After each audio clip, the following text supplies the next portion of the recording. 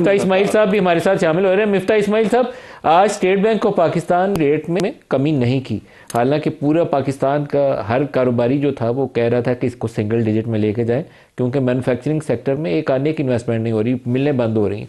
आपका रद्दमल जानना चाहूँगा, क्या स्टेट बैंक का फैसला दुरुस्त है या IMF के दबाव का नतीजा है? नजीम भाई, ये फैसला मैं तो समझता हूँ कि दुरुस्त नहीं है।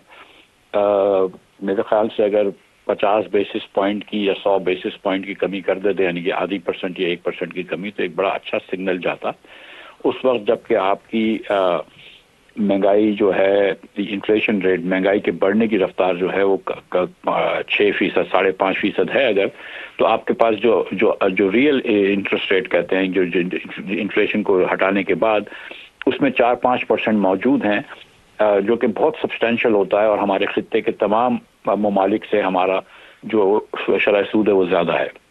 तो स्टेट बैंक 1% तक कम कर सकती थी, लेकिन इसने काफी कम किया है पिछले 1 साल में। तो अगर ये शायद थोड़ी सी ब्रेक लेना चाहते हैं तो उसमें भी कोई बहुत मतलब इसकी कोई शदीद तनकीद नहीं कर सकते आप इसकी। इनको जो मेरे ख्याल से एक ऑब्जेक्टिव जो जहन में था वो ये था कि रुपए की कदर गिर ना जाए डॉलर के सामने। डॉलर ऑलरेडी 10% जो है वो दुनिया की करेंसीज के सामने डिवैल्यू हो गया। मेरे ख्याल से आपने भी इसकी बात की है अभी। तो मिफ्ता साहब, लेकिन आपने स्टेट बैंक ऑफ पाकिस्तान की वो जो ऑफिशियल स्टेटमेंट आपने पढ़ी हो, तो उनके अंदर 2 जगह पे, एक ही स्टेटमेंट में, 2.5 सफ़े की स्टेटमेंट में 2 जगह उन्होंने लिखा है कि हमारे जितने रिजर्व्स में इजाफा हुआ है वो हमारी जो इंटरबैंक की परचेजेज ऑफ डॉलर्स हैं उसकी वजह से वो इजाफा हुआ है। इसका मतलब है कि अगर वो परचेजेज ना करते तो रुपया आपका 280 की बजाय 260 पे आ जाता।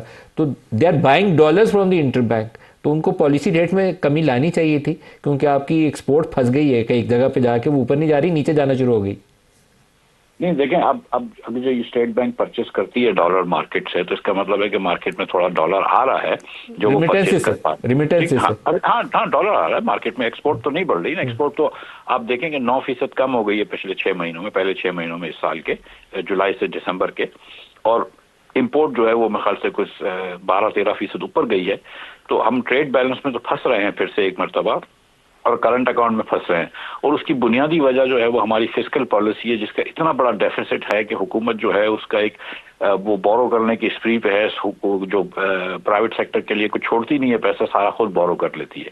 लेकिन अगर स्टेट बैंक 1% कम कर देती तो हुकूमत पाकिस्तान के भी जो सूद जो देते हैं उसमें भी कमी आ जाती, प्राइवेट सेक्टर को भी थोड़ी राहत मिल जाती। लेकिन मेरे ख्याल से इनको जो परेशानी है वो ये है कि इनको डॉलर जो है उसको नीचे नहीं जाने दे रहा, नीचे नहीं जाने देना है, रुपए को नीचे नहीं जाने दे रहा है, डॉलर को ऊपर नहीं जाने देना है।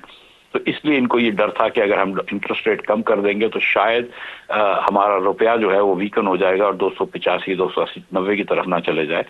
तो एक्सपोर्ट्स के लिए जो है वो ना स्टेट बैंक की और ना हुकूमत की कोई प्रायोरिटी है, और जिसकी वजह से आपने देखा है कि एक्सपोर्ट्स जो है वो कम हुई है 9%।